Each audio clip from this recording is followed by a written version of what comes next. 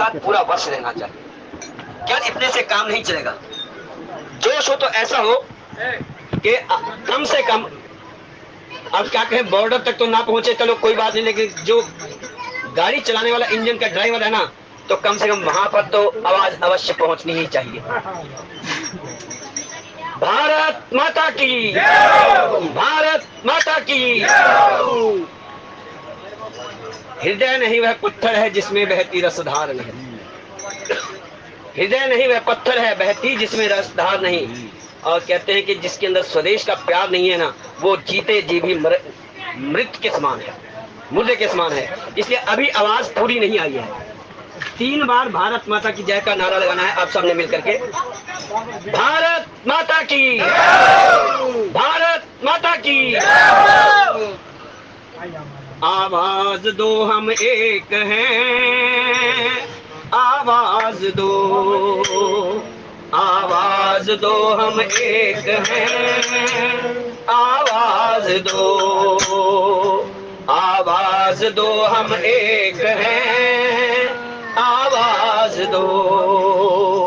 एक है अपनी जमी, एक है अपना गगन, एक है अपनी जमी, एक है अपना गगन। आवाज दो, आवाज दो हम एक हैं, आवाज दो। ऐसी आवाज आनी चाहिए और जोश के साथ। गुरु गोविंद सिंह जी महाराज ने चंडी चरित्र के अंदर बड़े सुंदर भाव लिखे चंडी चरित्र के अंदर, और वो कहते हैं, सूरा सोई जानिए जो लड़े दीन के हेत, सूरा सोई जानिए जो लड़े दीन के हेत, और पुरजा पुरजा कट मरे और कभू ना छांडे खेत। धर्म के लिए, देश की रक्षा के लिए तन का पुरजा पुरजा कट जाए, लेकिन उसके लिए जो ना मन के अंदर कभी खेद नहीं होना चाहिए। क्योंकि भगवान श्री कृष्ण स्वयं कहते हैं, अर्जुन को कहते हैं कि यदि तुम धरती का स्वर्ग पाना चाहते हो, यदि तुम शहीद हो गए तो स्वर्ग का सुख आपको मिलेगा, स्वर्ग आपको मिलेगा, और यदि जीत गए तो धरती का स्वर्ग आपको प्राप्त होगा। ये धरती ऐसी है कि मेरा रंग दे बसंती चोला माए, रंग दे बसंती चोला, मेरा रंग दे बसंती चोला, मेरा रंग दे बसंती चोला। इस चोले को पहन के निकले, पहन के निकले शिवाजी आन से, इस चोले को पहन के निकले शिवाजी आन के। उस चोले को, जो कि यहाँ पर क्या है, बहन लक्ष्मीबाई जो है ना, उसने भी अपनी जान दी 1857 के युद्ध के अंदर, जो प्रथम स्वतंत्रता युद्ध था, प्रथम स्वतंत्रता युद्ध था, उसके अंदर भी। और उसके अंदर तो स्वयं जो कवित्री है वो कहती है, चमक उठी सन 57 में, वह तलवार पुरानी थी, बुंदे ले हरे बोलों के मुख हमने सुनी कहानी थी। चित्रा मिली थी अर्जुन को, चित्रा मिली थी अर्जुन को, और शंकर को मिली भवानी थी, बुंदे ले हर बोलों के मुख हमने सुनी कहानी थी। ऐसे ऐसे शूरवीर पैदा हुए हैं, क्योंकि जननी जने तो भक्त जन, या दाता या शूर, और नहीं तो जननी बांझ रहे और काहे गंवावे लोग। ये इस संसार के अंदर जो आया है उसने जाना तो अवश्य है। आपको मालूम होगा, सेना के अंदर एक ऐसा व्यक्ति भी होता है, सेना के अंदर जो सबसे आगे आगे चलता है, और उसका कार्य कितना होता है कि उस सेना के अंदर जो है जोश भरना। जब जोश भर जाता है ना, तो उसके पश्चात चाहे स्वयं यमराज भी आ जाए ना, तो उसके साथ भी वो जो शूरवीर हैं उनके साथ भी लड़ जाते हैं। ऐसे शूरवीर होते हैं। इसलिए एक बार फिर जोर से भारत माता की, भारत माता की, भारत माता की। अब लगा कुछ, आइए सब मिलकर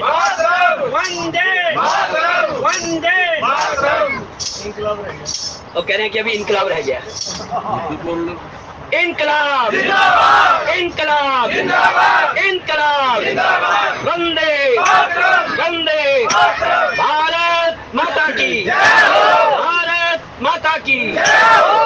आइए प्रभु चरणों के अंदर चले, क्योंकि ये कल आजादी का दिवस है, स्वतंत्रता दिवस है, इसलिए आप सबके अंदर एक जोश होना चाहिए, मन के अंदर एक भावना होनी चाहिए कि हम सब जो है इस माँ भारती की संतान हैं, उस माँ भारती के लाडले हैं, उस माँ भारती के लिए हम अपनी जान भी कुर्बान कर सकते हैं। और यह क्षेत्र तो एक ऐसा क्षेत्र है जहाँ शूरवीरों की जन्म होता है, जहाँ शूरवीरों का, और सबसे अधिक सेना के अंदर यदि भर्ती होते हैं ना तो इस क्षेत्र के लोग होते हैं। पहले पंजाब, हरियाणा और हिमाचल सब एक ही था, हरियाणा, पंजाब और हिमाचल सब एक था। यहाँ के ही शूरवीर जाकर के आगे जाकर के युद्ध के अंदर अपनी जानों को कुर्बान करते थे, देश के लिए कुर्बानी देते थे। और आज भी कहते हैं कि ये मार्शल कौम है, यहाँ के क्षेत्र के रहने वाले जो है शूरवीर, उनको मार्शल कौम कहते हैं। और यहाँ की जो सरकारें हैं सबसे पहले उनको भर्ती करती हैं सेना के अंदर, क्योंकि ये ऐसी मार्शल कौम है जिसको बचा करके रखा जाता है, जिसको सबसे पहले आगे करके रखा जाता है। और जब उनके जोश के सामने जो ना, और शत्रु भी फीके पड़ जाते हैं और शत्रु भी अपनी हार मान लिया करते हैं। भारत माता की। आइए सब मिल करके उस प्रभु चरणों के अंदर चलें, क्योंकि एक जोश भरना था आपके अंदर, और ये जरूरी है, ये आवश्यक है। कल स्वतंत्रता दिवस भी है, क्योंकि भारत का रहने वाला हूँ, भारत की बात सुनाता हूँ। मैं कहाँ का रहने वाला हूँ? भारत का ही रहने वाला हूँ। और भारत की ये सारे जो देशभक्ति के गीत जब चलते हैं ना, तो जीवन के अंदर, मन के अंदर एक जोश आ जाता है, भावनाएं अंदर से आ जाती हैं, भावनाएं आती हैं कि आज तो जैसे पूरे देश के अंदर एक उत्सव का माहौल हो जाता है, उत्सव का माहौल हो जाता है। और इसलिए आज़ादी को मनाना, हर बच्चे को ये संस्कार देना, हर बच्चे को बताना, हर बच्चे को ये कहना कि आप उन शूरवीरों की संतान हैं जिन्होंने अपनी जानें कुर्बान कर। आइए सभी मिलकर के एक बार ओम की ध्वनि के द्वारा अपनी वाणी को पवित्र करने का प्रयास करेंगे।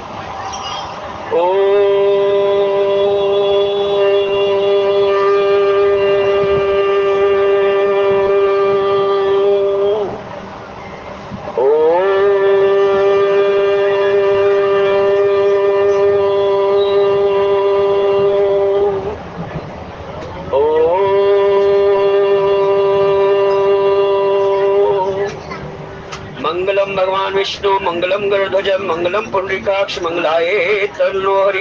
ओम वक्रतुंड महाकाय, सूर्यकोटि समप्रभ, निर्विघ्नं कुरु मे देव, सर्वकार्येषु सर्वदा। या देवी सर्वभूतेषु दयारूपेण संस्थिता, नमस्तस्यै नमस्तस्यै नमस्तस्यै नमो नमः।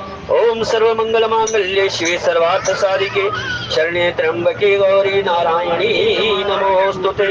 ओम कर्पूर गौरम करुणावतारम, संसार सारम भुजगेन्द्रहारम, सदा वसंतम हृदयारविंदे, भवं भवानी सहितं नमामि, भवं भवानी सहितं नमामि। जटाटवी गलज्जल प्रवाह पावितस्थले, गले विलम विलंबितां भुजंग तुंग मालिकां, डमट डमट डमट डमन निनाद वड्डमरवयं, चकार चंड तांडवं, तनोतु न शिव शिवं, तनोतु न शिव शिवं, तनोतु न शिव शिवं। जटाकटाह संभ्रमं भ्रमन्नलिम्प निर्झरी, विलोल वीचि वल्लरी विराजमान मूर्धनि, धगत धगत धगत ज्वलल्ललाट पट्ट पावके, किशोर चंद्र शेखरे रति प्रतीक्षण मम। बोलिए शंकर भगवान की।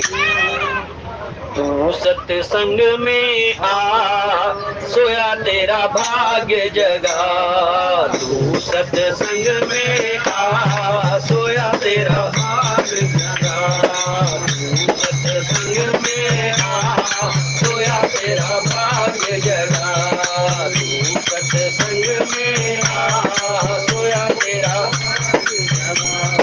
प्रेमी सजनों सत्संग में आना, प्रेमी सजनों सत्संग में आना, सत्संग से ना जी को चुराना, सत्संग से ना जी को चुराना। ये जीवन की राह सोया तेरा भाग्य जगा, ये जीवन की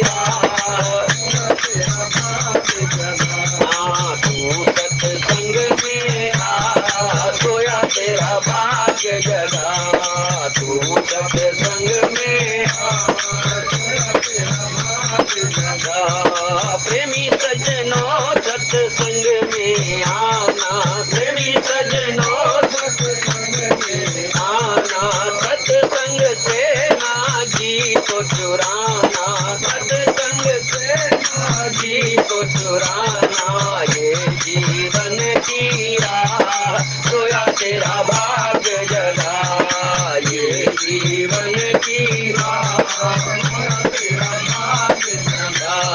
गुरु कृपा से हंस बन जावे, गुरु कृपा से हंस बन जावे, गुरु कृपा से हंस बन जावे, गुरु कृपा से हंस बन जावे। काग वृत्ति से मुक्ति पावे, काग वृत्ति से मुक्ति पावे। और मोती चुन चुन खा सोया तेरा भाग्य जगा, मोती चुन चुन खा सोया तेरा भाग्य जगा।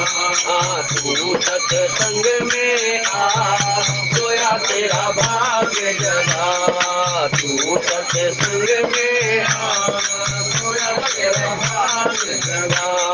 लाभ और हानि को समझावे, लाभ और हानि को समझावे, लाभ और हानि को समझावे, लाभ और हानि को समझावे। सांच झूठ की परख करावे, सांच झूठ की परख करावे। और मार्ग दे बतला सोया तेरा भाग्य जगा, मार्ग दे बतला सोया तेरा भाग्य जगा। तू सत्संग में आ सोया तेरा भाग्य जगा, तू सत्संग में आ सोया तेरा भाग्य जगा। सत्संग में है मोती हीरे, सत्संग में है मोती हीरे। मिलते हैं पर धीरे धीरे, मिलते हैं पर धीरे धीरे। मोती चुन चुन खा सोया तेरा भाग्य जगा, मोती चुन चुन खा सोया तेरा भाग्य जगा। तू सत्संग में आ सोया तेरा भाग्य जगा, तू सत्संग में आ सोया तेरा भाग्य जगा। वंदन करूं धरूं चरण पे शीश, ज्ञान भक्ति मोह दीजिए परम पुरुष जगदीश। सब कुछ दीना आपने भेंट धरूं क्या नाथ, नमस्कार की भेंट धरूं जोड़ू मैं दोनों हाथ। दुख रूप संसार ये जन्म मरण की खान, आप निकालो दया करो सदगुरु दीन दयाल। हे साईं दीन दयाल प्रेम भक्ति देना में, हे प्रेमाय अवतार, हे करुणाय अवतार।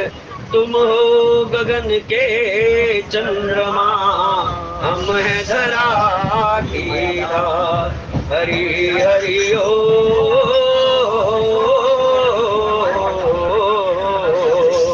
जीवन का निष्कर्ष यही है, जीवन का निष्कर्ष यही है, राम भक्ति में लग जाना।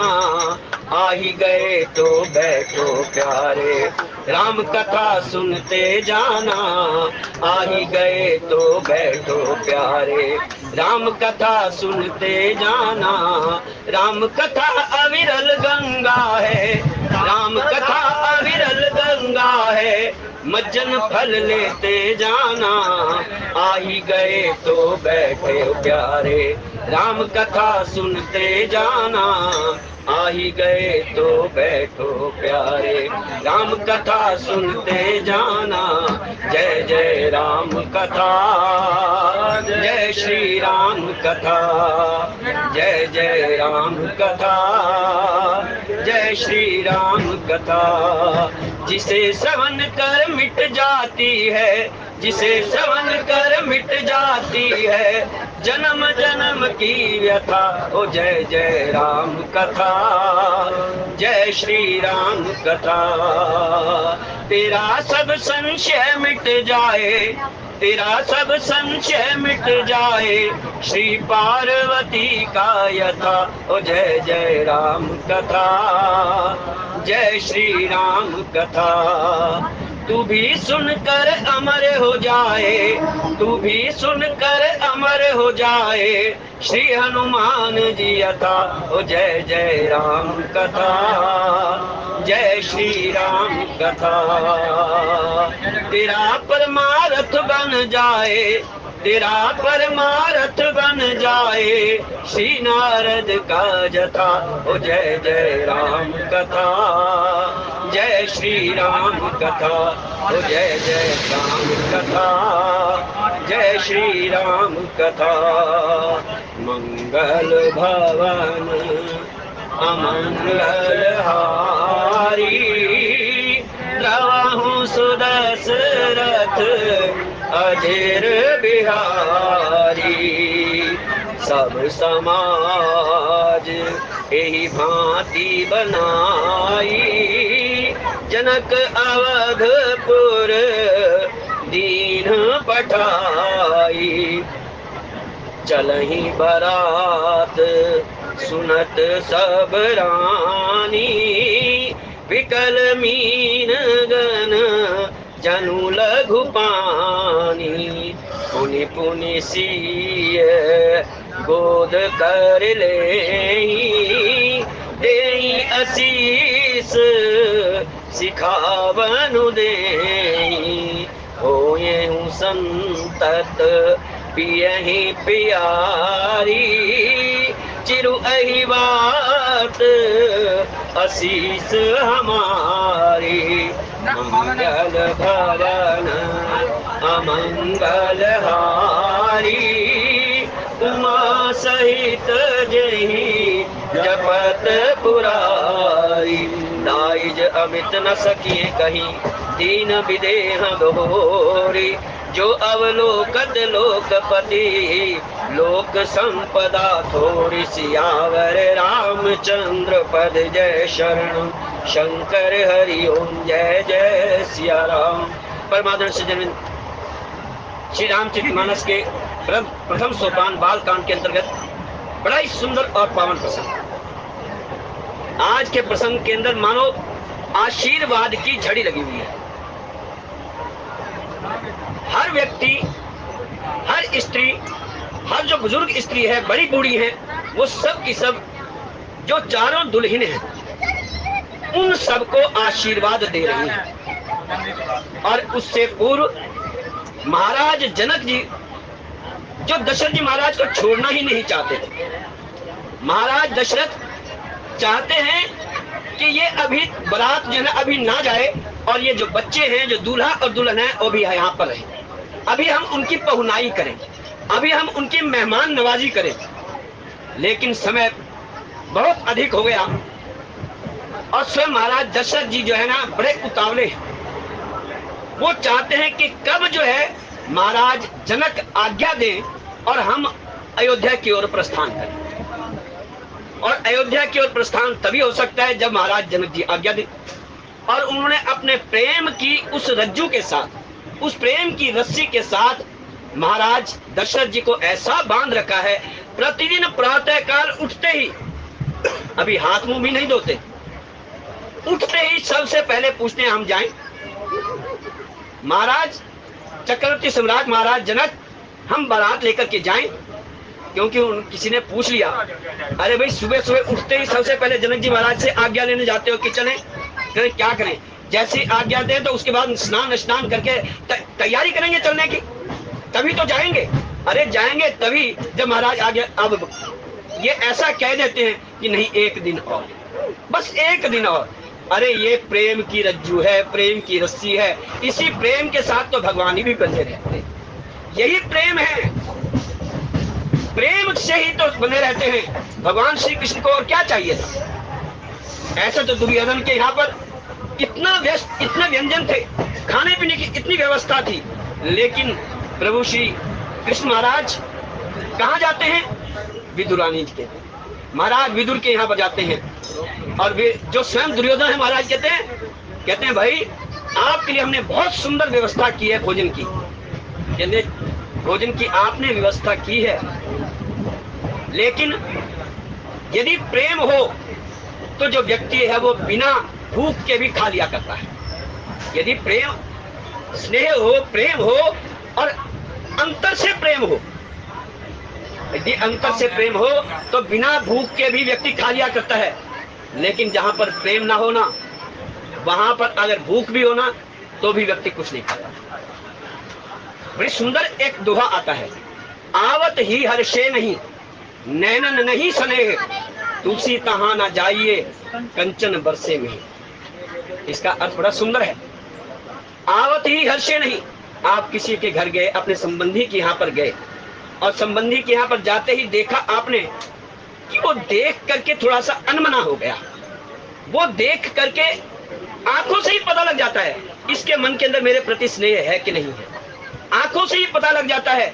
अरे मैं अभी अंदर आया भी ना तो एक गले मिला, ना नमस्कार की, ना प्रणाम किया और ना आकर के कुछ पता पूछा, ना कुशल क्षेम पूछी, अभी कुछ पूछा ही नहीं और ये तो अपना वॉशरूम में घुस गए।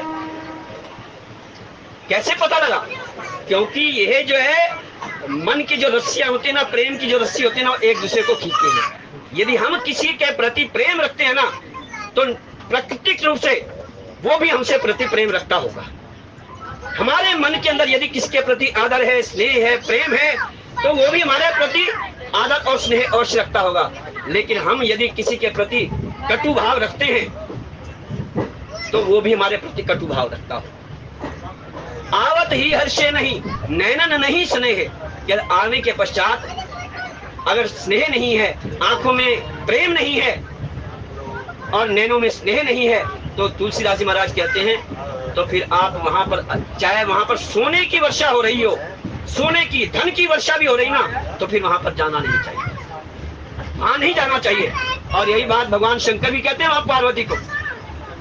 भगवान शंकर भी मां पार्वती को ये बात कहते हैं। भगवान शंकर कहते हैं, भवानी को कहते हैं, जो उनकी पत्नी थी भवानी, उनको कहते हैं देखो आपके माता पिता ने बुलाया है, गुरु माता पिता के यहाँ बिना बुलाए भी चले जाना चाहिए। मित्र के यहाँ, गुरु के यहाँ और माता पिता के यहाँ बुलाए ना बुलाए तो भी चले जाना चाहिए। लेकिन यहाँ यदि वहां पर वैर हो और वहां पर बुलाया भी निमंत्रण में ना हो तो फिर वहां पर चाहे कुछ भी हो वहां नहीं जाना चाहिए। ये एक प्रेम है। यदि प्रेम नहीं है तो क्या लाभ है? बड़ा सुंदर एक दोहा आता है, प्रसिद्ध दोहा है। 4 मिले 64 किले, 4 मिले 64 किले, 20 रहे कर जोड़, हरिजन से हरिजन मिले और नाचत 7 करोड़, नाचत 7 करोड़। इसका अर्थ बड़ा सुंदर है। 4 मिले, 4 मिलने का अर्थ है 2 आंखें एक दूसरे की और 2 आंखें हमारी, यानी कि 4 मिले 64 किले, 32 दांत उसके और 32 दांत हमारे। 4 मिले 64 किले और 20 रहे कर जोड़, 10 उनके और 10 हमारे, क्योंकि 5-5 उंगली हैं और 5 और 10 मिला करके 10 उन्होंने हाथ जोड़े और हमने भी हाथ जोड़े। 4 मिले 64 किले, 20 रहे कर जोड़, हरिजन से हरिजन मिले और नाचत 7 करोड़। यानी कहने का तात्पर्य है कि जब आपस में स्नेह हो, प्रेम हो और उस प्रेम के कारण जो ना रोए भी खिल जाते हैं। और रोए कितनी है? 7 करोड़, 3.5 करोड़ उनके और 3.5 करोड़ हमारे। क्या सुंदर दोहा है। मान लो एक दोहे के अंदर जो है किसी ने जान डाल दी है कि ऐसा स्नेह होना चाहिए मन के अंदर कि आपके रोए रोए खड़े हो जाएं, मिलते ही लगे कि बस सब कुछ प्राप्त हो जाए, ऐसा होना चाहिए। लेकिन यहाँ पर महाराज जनक जी का स्नेह ऐसा है, ये नहीं। इसलिए तो कहा है कि महाराज जनक जी उन्हें आज्ञा देना ही नहीं चाहते, अपने प्रेम की रस्सी के अंदर ऐसा बांध रखा है। अब जो है अंतिम प्रयास करना पड़ा किसको? दशरथ जी महाराज। और महाराज जनक जी भी उनके अत्यंत आभारी हैं। और वह कौशिक जी महाराज। कौशिक महाराज कौन? यानी कि विश्वामित्र जी महाराज। विश्वामित्र जी का जो एहसान है वो उन दोनों राजाओं के ऊपर है। यदि विश्वामित्र जी राम और लखन को लेकर के नहीं आते तो उनका विवाह कहां से होता। यदि राम और लखन को लेकर के आए और भरत और शत्रुघ्न भी आ गए तो उनका भी विवाह हो गया। जब उनका विवाह हो गया और उनका भी विवाह हो गया तो इसका जो आभार है वो सबसे ज्यादा आभार विश्वामित्र जी का मानते महाराज दशरथ, और महाराज जनक तो और भी अधिक एहसान मानते हैं। अब जो है वशिष्ठ जी महाराज को नहीं कहा कि महाराज जनक जी को जाकर के समझाइए कि हम चलना चाहते हैं, उनको नहीं कहा, बल्कि जाकर के कहा विश्वामित्र जी को और शतानंद जी को बुलाया और उनको बोल करके कहा विश्वामित्र जी जरा आप इनके गुरु को, जो कुल गुरु हैं, इनको आप समझाइए, ये बारात को रुके हुए बहुत समय हो गया, बहुत समय हो गया। और महाराज जनक जी ने तो ऐसा काम कर दिया, जो दहेज था ना, दाज था, और गोस्वामी महाराज ने चौपाई लिखी बड़ी सुंदर, जो दहेज है वो सारा का सारा दहेज जो है अवधपुरी के अंदर ही पहुंचा दिया। क्योंकि हमारे यहाँ एक रिवाज है, परंपरा है, जो घर के हैं जितने भी व्यक्ति हैं, जितने भी घर के रिश्तेदार हैं, सगे संबंधी हैं, वो दहेज आकर के देखते हैं कि क्या क्या मिला। आजकल शायद नहीं है, लेकिन पहले अवश्य होता था। पूरा दहेज जो ना एक घर के अंदर सजा करके रख दिया करते थे चारपाइयों पे, और पूरा का पूरा पंखा रखा होता था, साइकिल रखी होती थी, पूरा जितने सूट हैं वो सब के सब जो ना वहां पर रखे होते थे। और आकर के जो वहां पर पड़ोसी हैं वो भी आकर के देखते थे कि क्या क्या दिया। और उस समय क्या रिवाज था, अगर रेडियो मिला है, पहले टीवी नहीं होते थे, पहले रेडियो मिलता था, साइकिल मिलता था, घड़ी मिलती थी, HMT वाली घड़ी, ये घड़ी मिलती थी, और सब के सब आकर के देखते थे, अड़ोसी पड़ोसी आकर के घर में आकर के दहेज देखते थे कि यहाँ पर जो है किस किस को कितना कितना मिला है। और जब कुछ अच्छा मिलता था ना, सब आके प्रशंसा करते थे, कहते वाह ये लड़का तो बहुत अच्छा लेकर के आया। ये दहेज का अर्थ इतना नहीं है, दहेज का अर्थ इतना है जो माता पिता प्रसन्नता से, श्रद्धा से, अपने मन की इच्छा से जो अपनी जो पुत्री है उसके उपयोग के लिए, उसके सदुपयोग के लिए जो सामान देते हैं ताकि उसके जीवन के अंदर वो काम आए। लेकिन यदि कोई जबरदस्ती मांगा जाता है ना तो फिर वो दहेज नहीं है, दहेज नहीं है। क्योंकि आपने इन्हीं चौपाइयों के अंदर, जो पिछली चौपाइयां हैं उसके अंदर बड़ा सुंदर शब्द आया, जब हथलेवा करते हैं ना, आटे के अंदर आटे की जो बनाई जाती है एक छोटी सी, और उसके अंदर एक सिक्का रखा जाता है, कोई भी सिक्का उसके अंदर रखा जाता है, और सिक्का रख करके कन्या का हाथ और वर का हाथ दोनों को जो है ना उसके अंदर रखा जाता है। जब दोनों हाथ मिलते हैं उसके अंदर क्या होता है, वास्तविक दहेज वही है जो 1 रुपए का सिक्का दिया, चाहे वो चांदी का सिक्का हो, चाहे वो सोने का सिक्का हो, चाहे वो धातु का जो भी सिक्का है, जो भी दिया जाता है, वास्तविक दहेज तो वही है। लेकिन यदि मांग की जाती है तो फिर वो मांग दहेज नहीं, वो फिर लालच है, फिर वो लोभ है। और हमारे यहाँ पहले भी हमारे यहाँ रिवाज था कि सब के सब अड़ोसी पड़ोसी आते थे और वो दहेज देखते थे।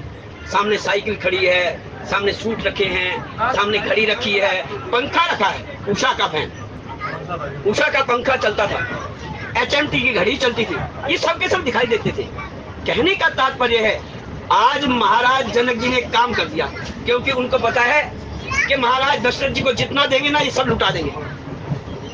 इनको अब तक जितना दिया है, जितने भी याचक आए, जितना भी था वो सब का सब उनके हाथों में दे दिया, जाओ जितना चाहिए वो ले जाओ, जो आया बांट दिया। अरे ये एक दानवीर, खुला हाथ, कहते हैं ना कि आप अपने हाथ से खुला दान करें। यदि दान करते हैं तो ऐसा दान करें कि दूसरे हाथ को पता भी ना चले। दान ऐसा कहलाता है, यदि आप एक हाथ से दान करें तो बाएं हाथ को पता भी ना चले कि आपने क्या दान दिया।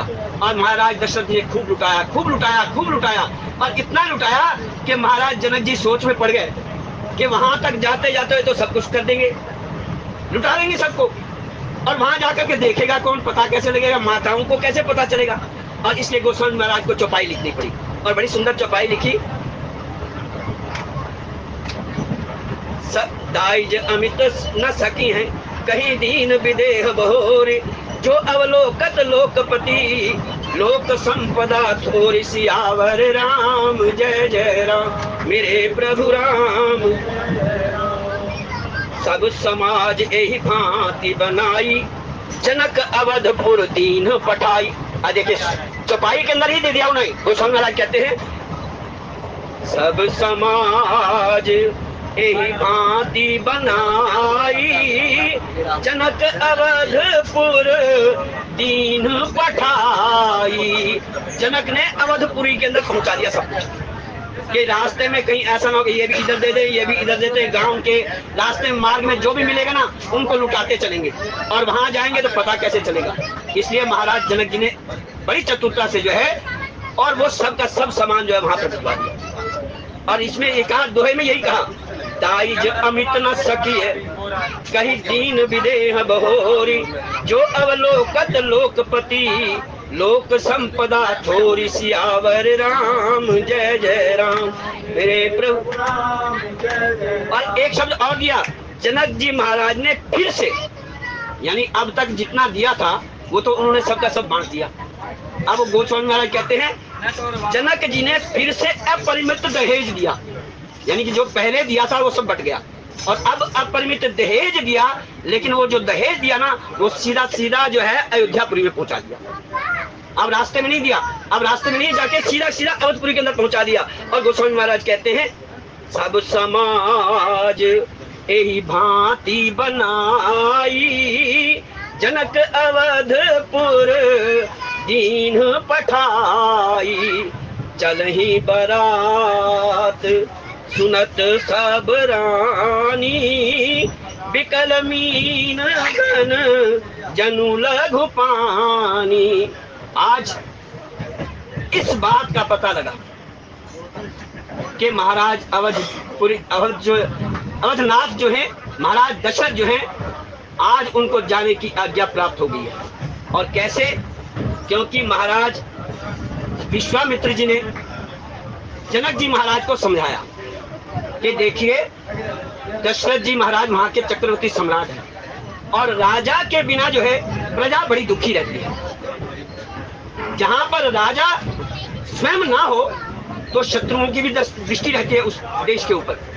और यहाँ पर 15 दिन पहले बारात आई, 15 दिन पहले बारात आई ठहरी, और 1.25 महीना और हो गया, 1 महीने से ऊपर और हो गया। और प्रतिदिन करते करते करते करते और महाराज जनक जी जो हैं उनसे आज्ञा लेते हैं, और आज्ञा लेने जाते हैं तो कहते हैं 1 दिन और, केवल 1 दिन और, केवल 1 दिन और।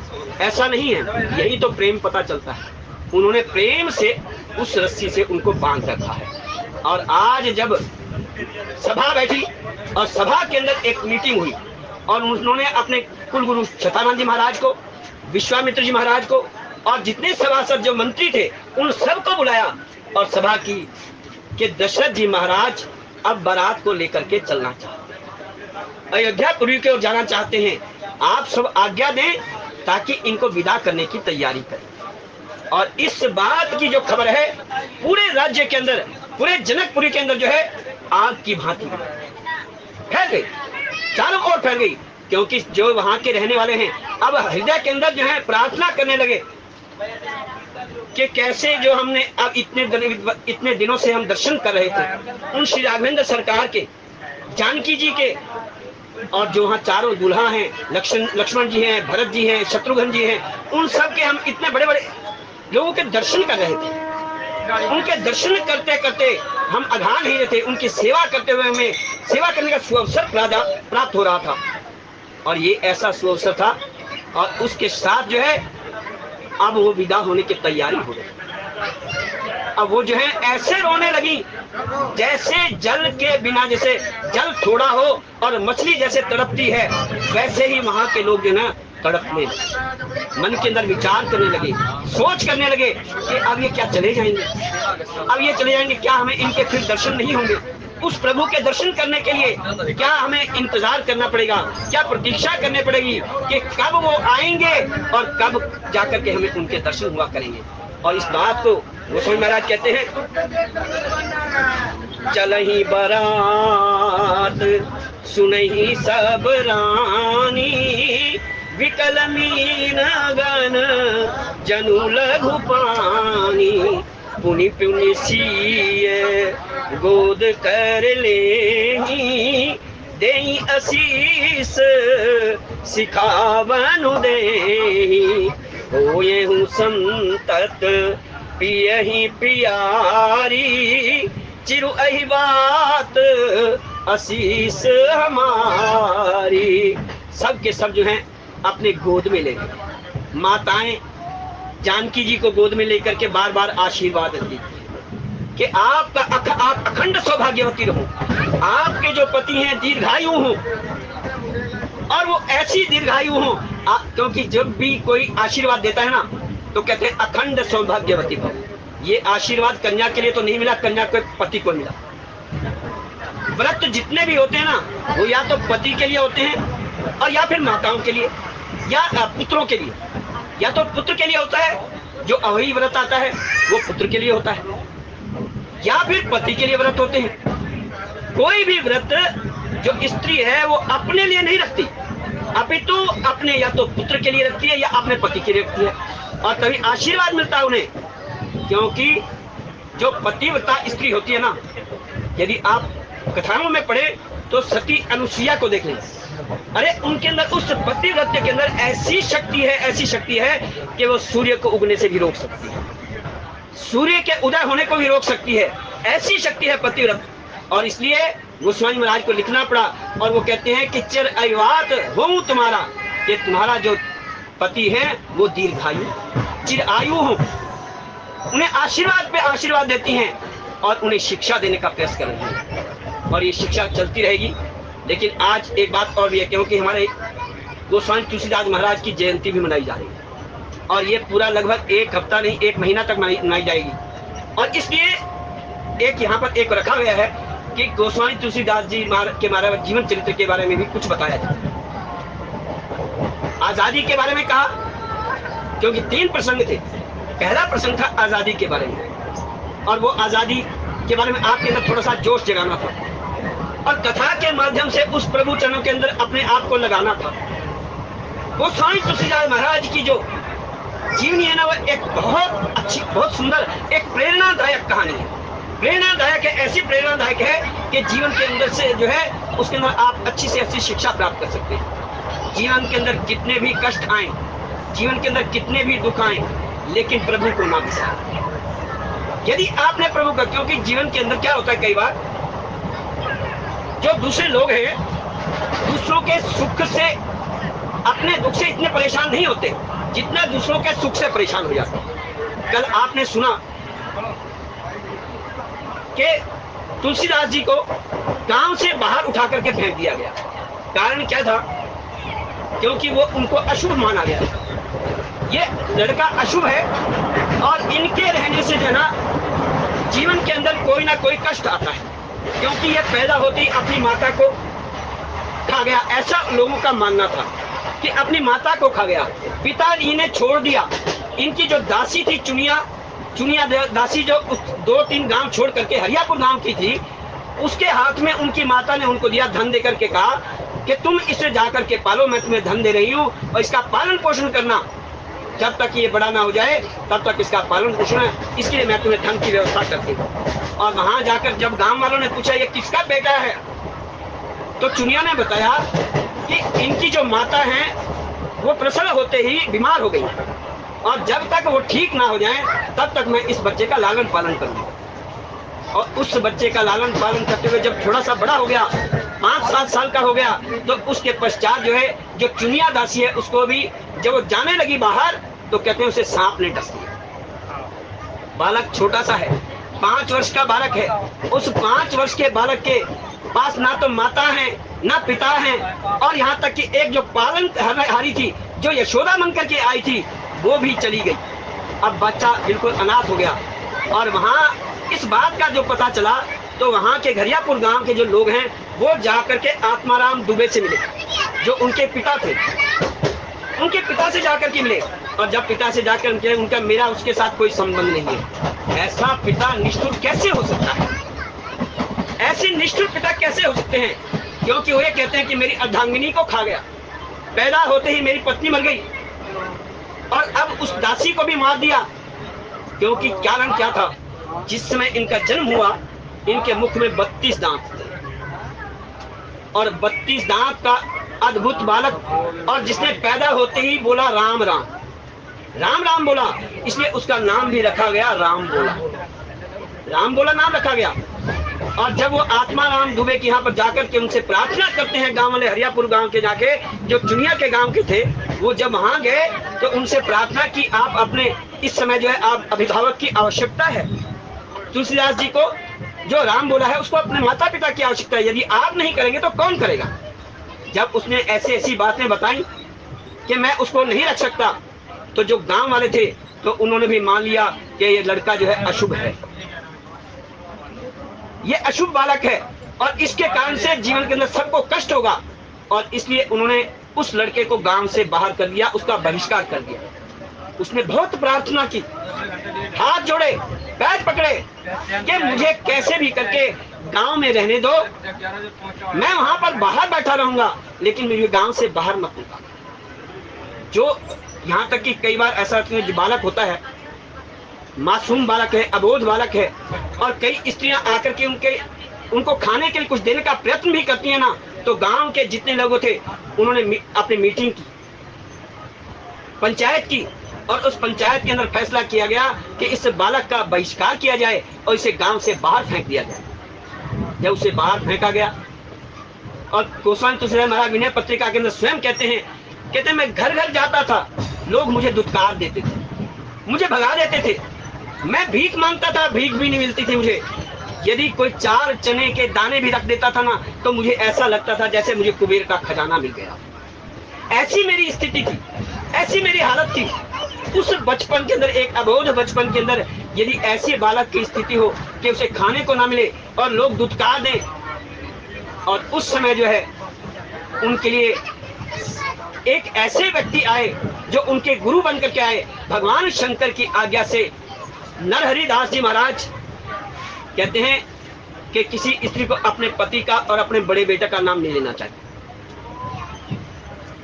स्त्री को अपने बड़े बेटे का और अपने पति का नाम नहीं लेना चाहिए, और शिष्य को अपने गुरु का भी नाम नहीं लेना चाहिए। इसलिए गोस्वामी जी महाराज ने जब भी कोई चौपाई लिखी है ना, उसके अंदर एक गुप्त रूप से नाम रखा है, वंदो गुरु पद कंज कृपा सिंधु नर रूप हरि, महामोह तम पुंज जासु वचन रवि कर निकर। ये क्या शब्द है? कृपा सिंधु नर रूप हरि। नाम तो नरहरि दास जी महाराज है, लेकिन उसके बीच में उन्होंने एक शब्द रख दिया, नर रूप हरि, कि वो नर के रूप में परमात्मा है, वो हरि हैं, वो भगवान हैं। ऐसे क्योंकि गुरुदेव का जो संबंध होता है वो सीधा जो है परमात्मा से होता है। और शिष्य जो होता है ना, शिष्य को जो गुरु है वो चंद्रमा की रोशनी के भांति दिखाई देता है, क्योंकि कहते हैं कि आकाश के अंदर जब आप गुरु पूर्णिमा मनाते हैं ना, आषाढ़ी पूर्णिमा, गुरु पूर्णिमा जब मनाते हैं, आषाढ़ी पूर्णिमा जिसे कहते हैं व्यास पूर्णिमा कहते हैं, जब व्यास पूर्णिमा मनाते हैं आषाढ़ मास के अंदर, तो आकाश के अंदर काले काले बादल होते हैं, चारों ओर काले बादल होते हैं, और वो काले बादल क्या है? वो हैं शिष्य के पाप। और उसके बीच में जो चंद्रमा की रोशनी होती है ना, बीच में जो चमकती है, कई बार चंद्रमा छुप जाता है और कई बार चंद्रमा जो है बिल्कुल खुले आकाश में जो है दिखाई देता है, लेकिन चंद्रमा की अपनी कोई रोशनी नहीं होती, चंद्रमा की अपनी कोई रोशनी नहीं होती, क्योंकि चंद्रमा जो है सूर्य से रोशनी लेकर के अपने शिष्य को देता है। इसका कहने का तात्पर्य क्या है? उसका संबंध स्वयं जो है परमात्मा से होता है, और नरहरि दास जी महाराज का जो संबंध था वो भगवान शंकर से था, भगवान शंकर से संबंध है, और भगवान शंकर से आज्ञा लेकर के उनके मन के अंदर प्रेरणा हुई, और भगवान शंकर स्वयं आए उनके सामने, और आकर के उन्हें रामचरितमानस जो उनके हृदय के अंदर विराजमान था, वो उन्होंने जो है नरहरि दास जी महाराज को कहा कि एक बालक ऐसा है जो आगे चल करके इस संसार के अंदर भगवान राम के चरित्रों का गान करेगा, उनके यश को फैलाएगा, रामचरितमानस के माध्यम से पूरे विश्व के अंदर उसका नाम होगा। इसलिए आपसे प्रार्थना है, आपको यही प्रार्थना है कि मैं आपको जो ज्ञान दूंगा वो ज्ञान आपने तुलसीदास जी को देना है, उस बालक को देना है। तो उन्होंने कहा वो मिलेगा कहाँ? वो चित्रकूट में रहते हैं नरहरिदास जी महाराज, और उनको भगवान शंकर ने दर्शन दिए और कहा कि आपने जो है उस बालक के पास जाकर के उसका ज्ञान देना है। और वो बालक तो बहिष्कृत है, गांव से बाहर है।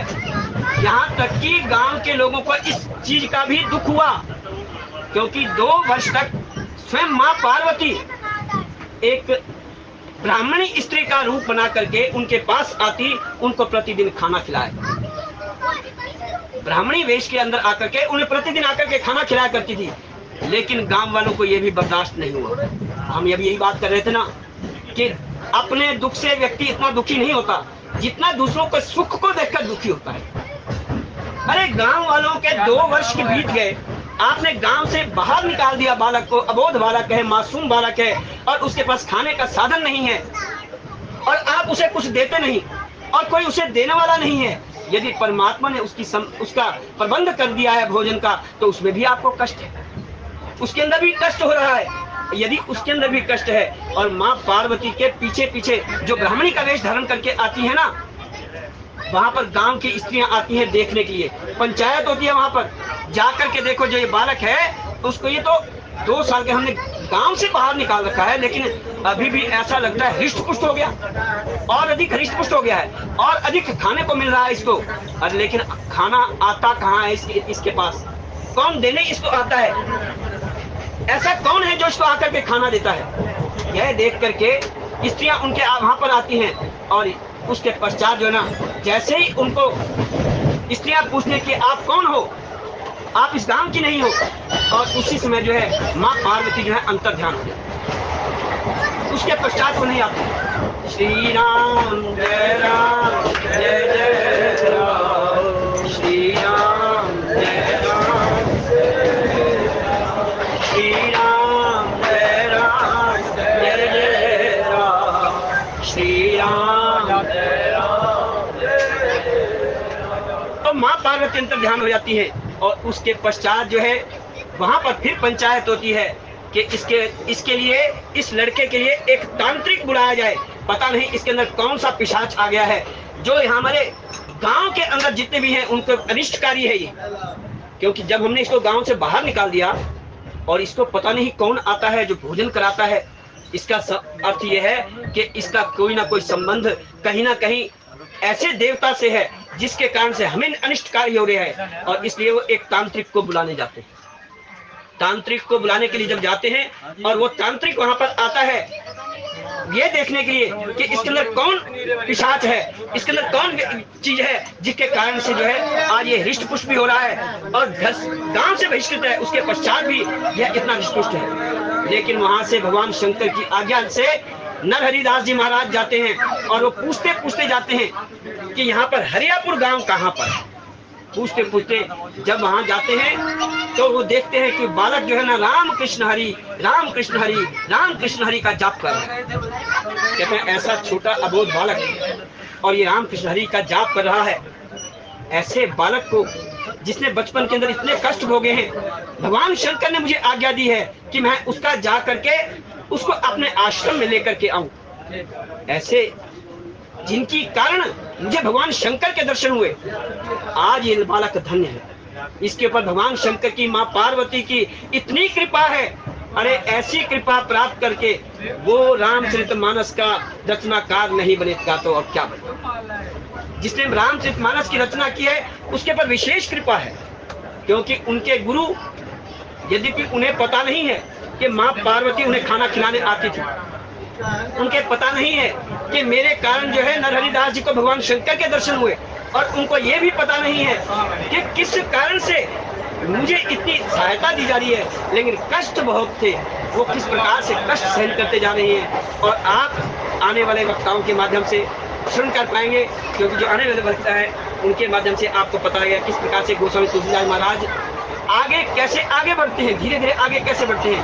नरहरिदास जी महाराज का जो कृपा हस्त है उनके पर कैसे आता है, वो अपने आश्रम में कैसे लेकर के जाते हैं, और क्या उनके पर कृपा होती है, वो आप आने वक्ताओं के माध्यम से श्रवण कर पाएंगे। कथा प्रेम शाम तुझे क्षमा, ऐसे आपसे प्रार्थना। बोले आनंद कंद भगवान की।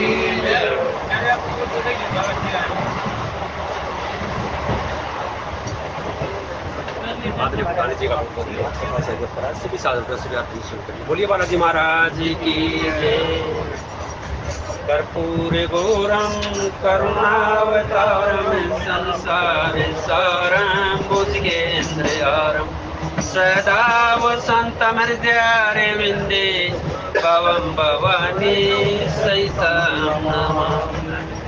भवानी सहितं बोल गौरी शंकर भगवान की जय। बोल भक्ति बिहारी लाल की जय।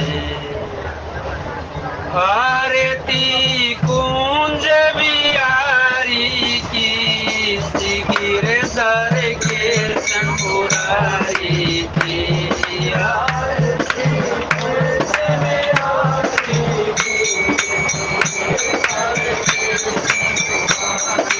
की गले में वैष्णवी बाला बतावे मुरली मधुर बाला चूरण में कुंडल कल काला नाच के आनंद नंद काला नाटिका रमण बिहारी की गिरधरे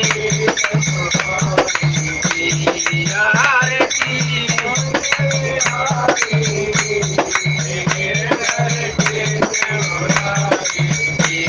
गगन समयांत कांति काली राधिका चमक रही आली लगन के काटे बंद माली बमर सी अलग कस्तूरी चंद्र सी चमक ललित छवि श्यामा